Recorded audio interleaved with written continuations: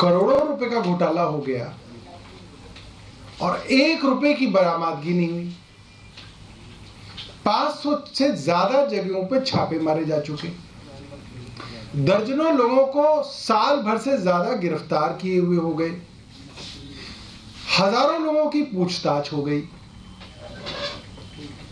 Liquor distributor से लेकर आम आदमी पार्टी के लिए जो पोस्टर होर्डिंग लगाते हैं उन तक को बुला बुला के सीबीआई ईडी ने गिरफ्तार किया, टॉर्चर किया, पूछताछ की, दबाव देके गवाहियां ली, मगर कोई सबूत आज तक केंद्र सरकार की एजेंसियां सामने नहीं रख पाई।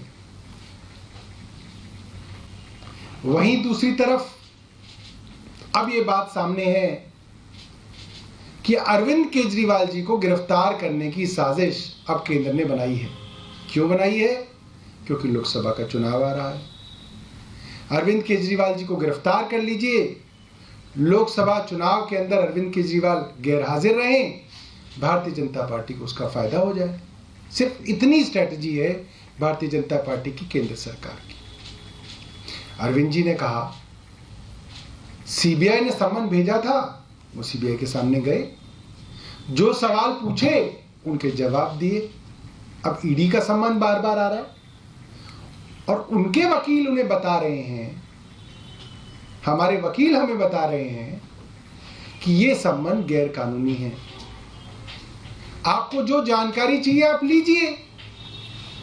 आपको 1.5 से 2 वर्ष हो गए जानकारी लेते हुए, सारे सबूत आपके पास हैं, सारे डॉक्यूमेंट्स आपके पास हैं, मगर अदालत में आपका केस नहीं चल पा रहा है, ट्रायल आप शुरू नहीं कर पा रहे हैं, चार्जशीट पे चार्जशीट दायर कर रहे हैं। भारतीय जनता पार्टी वाले लोग कहते हैं कि कानून अपना काम कर रहा है, एजेंसियां अपना काम कर रही हैं। मैं जानना चाहता हूं ये एजेंसियां किस कानून के अंदर काम करती हैं कि भारतीय जनता पार्टी के अंदर शामिल होने वाले तमाम नेताओं के ऊपर ये एजेंसियां जांच या तो बंद कर देती हैं या ठंडे बस्ते में डाल देती हैं।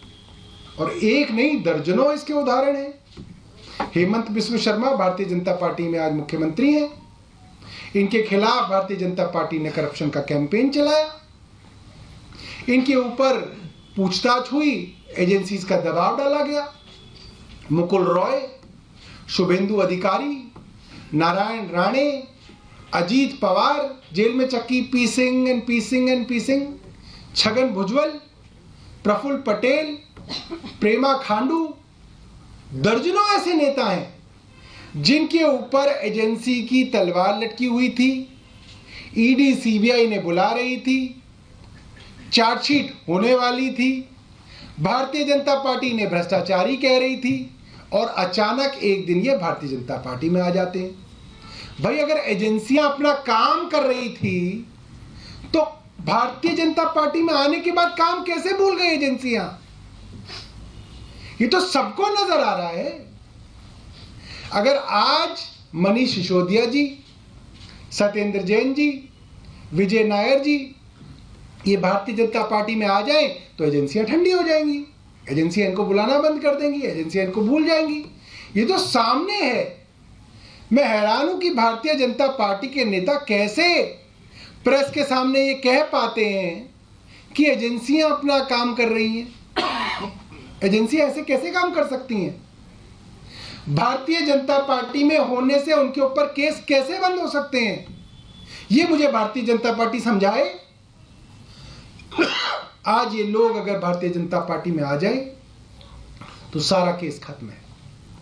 और इसीलिए आज अरविंद केजरीवाल जी के पीछे पड़े हुए, क्योंकि अरविंद केजरीवाल देश के अंदर ईमानदारी का दूसरा नाम है। अरविंद केजरीवाल जी वो आदमी हैं जिन्होंने इनकम टैक्स कमिश्नर की नौकरी ठुकराई, आराम की जिंदगी ठुकराई, आईआईटी से पढ़े हुए थे, अच्छी खासी प्राइवेट नौकरी कर सकते थे, वो नौकरी ठुकराई और अपनी ईमानदारी के बल पे दिल्ली के मुख्यमंत्री बने। आज 2 राज्यों में सरकार है। भारतीय जनता पार्टी के पेट में दर्द ये है कि अरविंद केजरीवाल